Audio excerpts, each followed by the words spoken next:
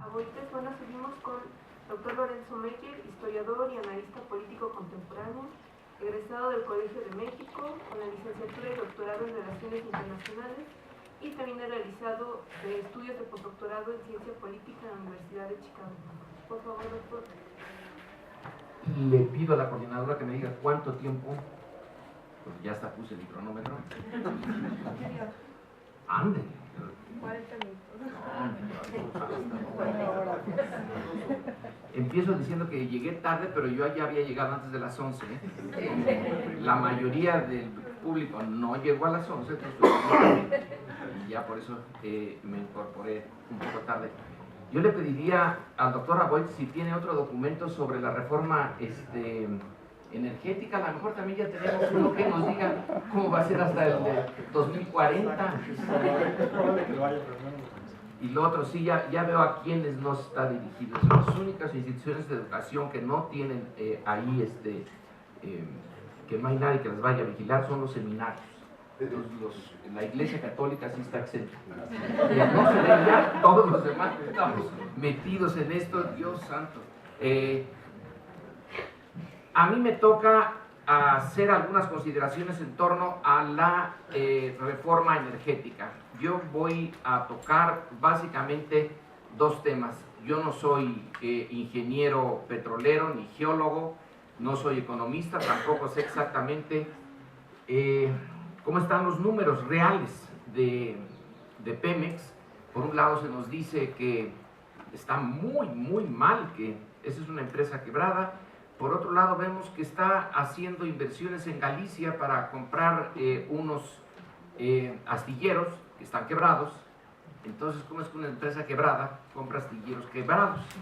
Y luego está metida en un gran negocio con yacimientos petrolíferos fiscales en Argentina, con Repsol, para explotar conjuntamente lo que haya de petróleo en esa enorme zona que se llama Vaca Muerta en Argentina. Así que Pemex está metiéndose en aventuras internacionales, pero no puede hacer más que la barda de la refinería en el estado de Hidalgo.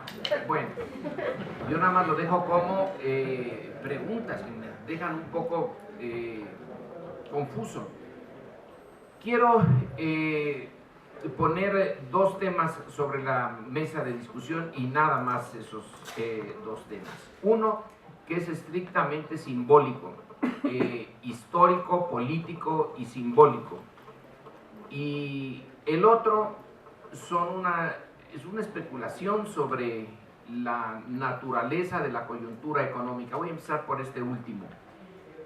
Si se llevan a cabo las transformaciones constitucionales en los artículos 27 y 28 que abren la posibilidad de que la empresa privada, en particular la gran empresa privada extranjera, llegue a todos los campos de la producción petrolera, se supone que en ese momento ingresarán una buena cantidad de recursos, de inversiones, para echar adelante no solamente a Pemex, sino se dice a la economía en general. Y esa es en realidad la reforma energética puede considerarse como la madre de todas las reformas.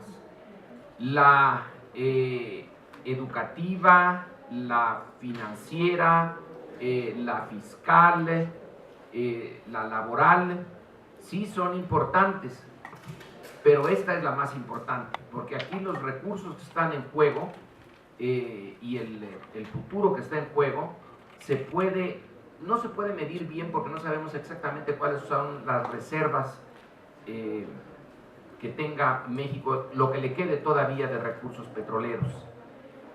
Si hacemos caso se me olvida el nombre de la ley, de un geólogo norteamericano, pero la esencia es muy sencilla.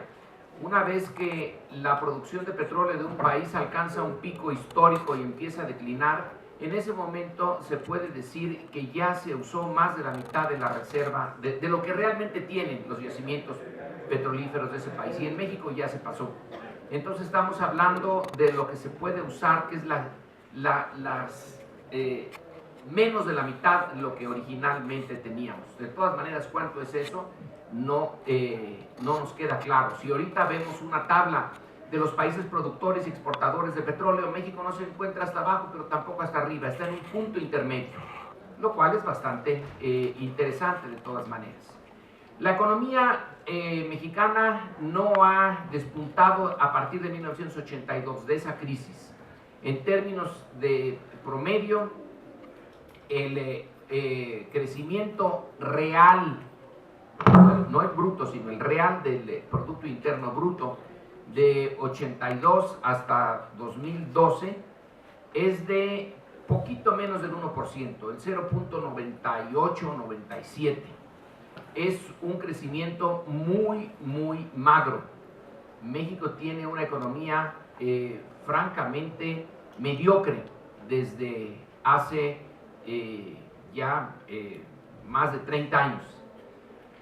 Este año de que hoy concluye, el crecimiento se calcula en 1.2 bruto del Producto Interno. Quiere decir que el crecimiento real, debido a que el crecimiento demográfico es exactamente igual a 1.2, es cero. No hay crecimiento real en este año. Estamos en un problema serio. Y la reforma energética pudiera ser la respuesta. Entonces yo voy a ponerlo de esta manera, a ver qué les parece. Una definición de lo que es un estadista y la política de un auténtico dirigente político que se precie de ser estadista es que asume riesgos en función de riesgos inmediatos, paga costos inmediatos en función del futuro, de ganancias en el futuro. En contraste, un dirigente político normal, un político, le apuesta todo al corto plazo sin importar el mediano y el largo plazo. La reforma energética me parece que corresponde a esto último. Se está apostando el futuro a cambio de ganar lo inmediato, de lograr un crecimiento más o menos aceptable en los próximos años, en lo inmediato, a costa de el futuro de largo plazo. Se está abriendo a que vuelvan las empresas extranjeras a explotar en función de sus intereses, por si no, no vendrían. ¿Para qué rayos vienen si no es para hacerlo en función de lo que a ellos les interesa? Y a ellos les interesa explotar el petróleo en función del mercado mundial, no de lo que México necesite o no necesite, sino de una red universal de energía en la que ellos son parte importante.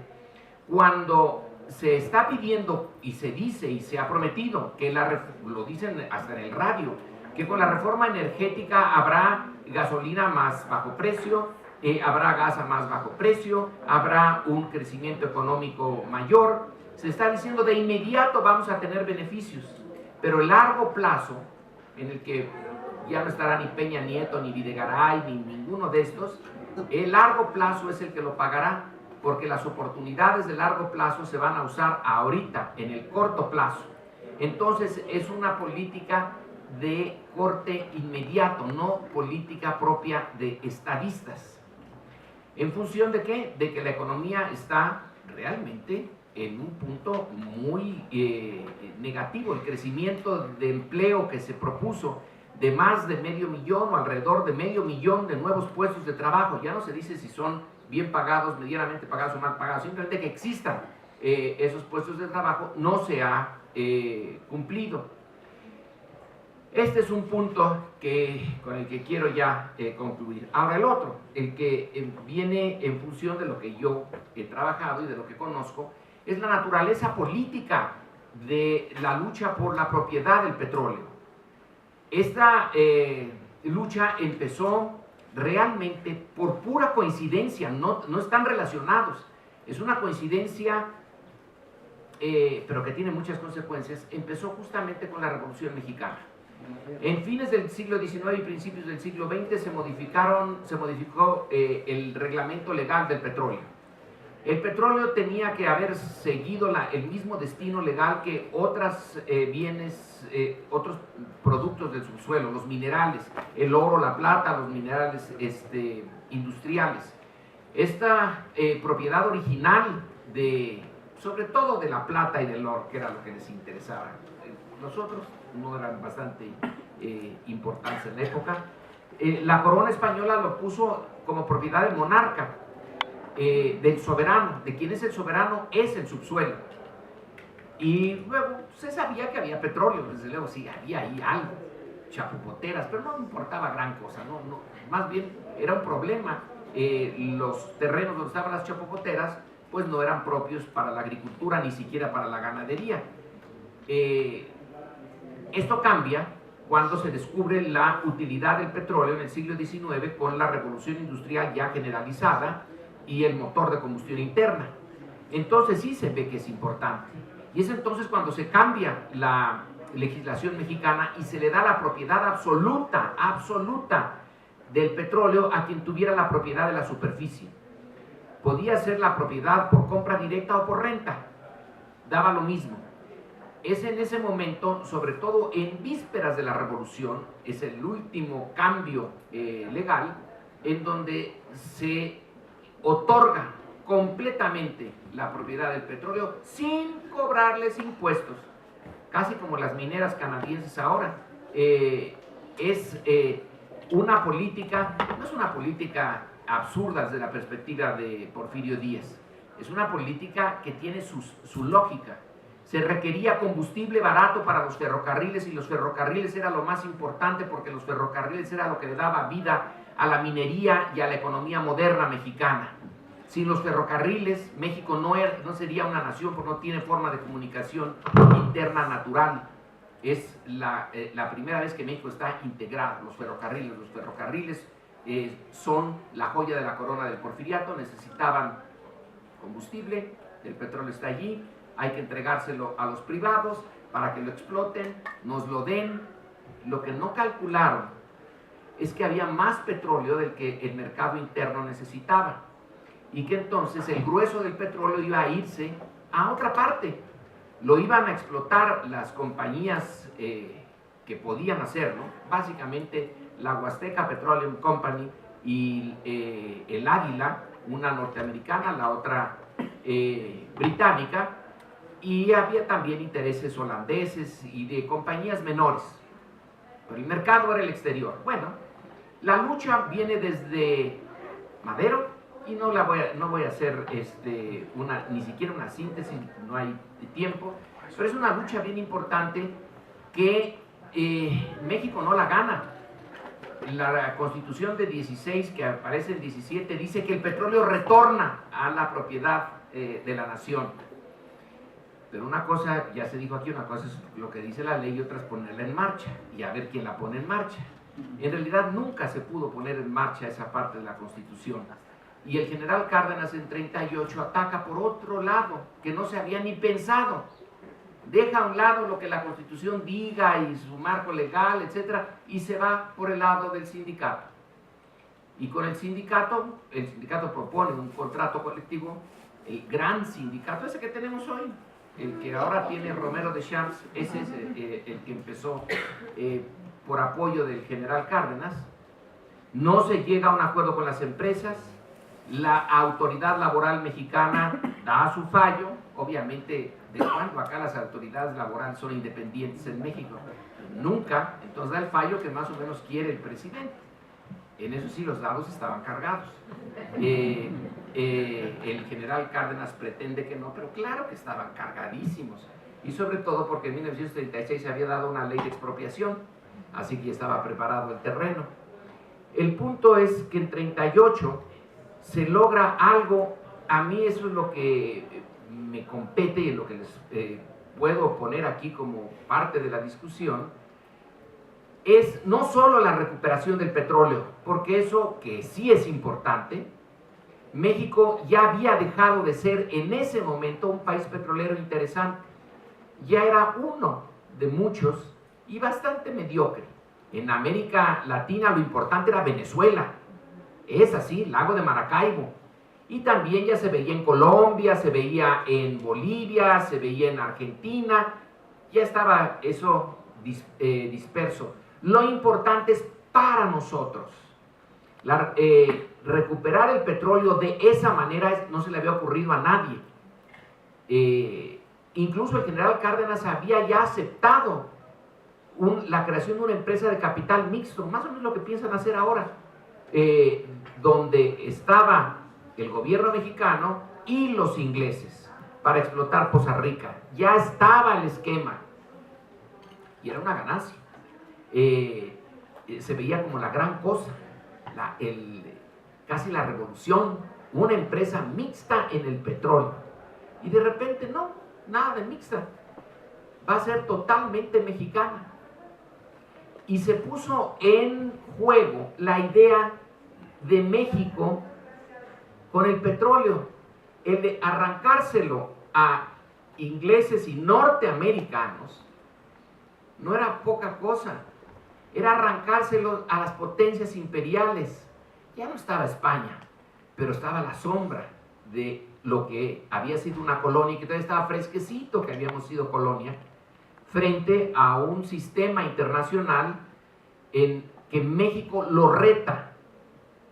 El reto es enorme, no porque México pudiera ser invadido y otra vez objeto casi colonial de ocupación, ya no podía hacerse eso y el general Cárdenas lo sabía, pero se le podía castigar muy fuertemente por la vía económica y política. Y por primera y hasta ahora única vez, espero que ya estemos en vísperas de la segunda vez, la sociedad mexicana salió al campo de la política petrolera.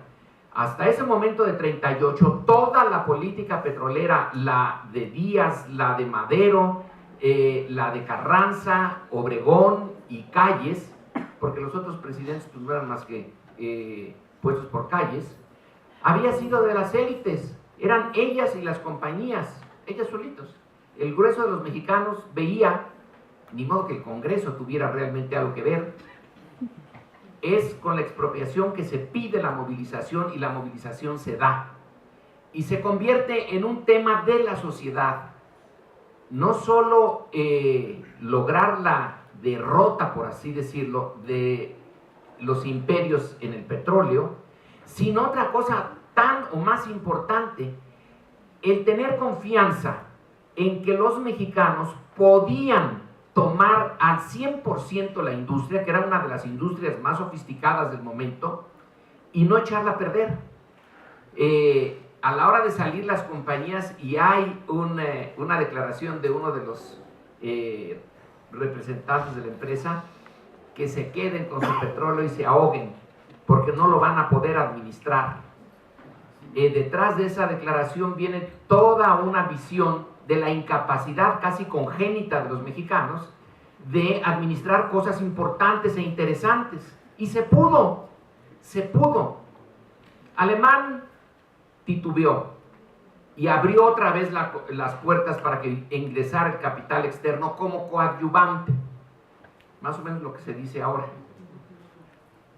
Hubo una lucha interna, no se volvió a pedir a la sociedad que entrara fue una lucha dentro de la élite política, lo que quedaba del cardenismo contra el alemanismo. Y el resultado es una modificación del artículo 27, que es el que está hoy vigente, que no se permite para nada la presencia de capital privado en el sector petrolero. Y el sector petrolero funcionó con corrupción, sí, con mucha corrupción por parte del sindicato. Ese fue el precio que se pagó por la colaboración del sindicato desde el principio. Claro que no llegaba a los extremos de ahora. Los hijos de los líderes petroleros no iban en avión, bueno, a lo mejor porque no había los aviones para llevar los perritos y los perritos llevarlos al extranjero y que se diviertan en otros ambientes más civilizados. Pero sí había ya un tema de corrupción desde el principio, y la corrupción también estaba en algunos de los directivos de Pemex, porque son dos corrupciones. Una es la del sindicato y otra es la del liderazgo que pone el presidente en turno al frente de Pemex. que son los que firman los grandes contratos, porque no es el sindicato el que los firma. Pero de todas maneras, el petróleo sirvió para la industrialización de México.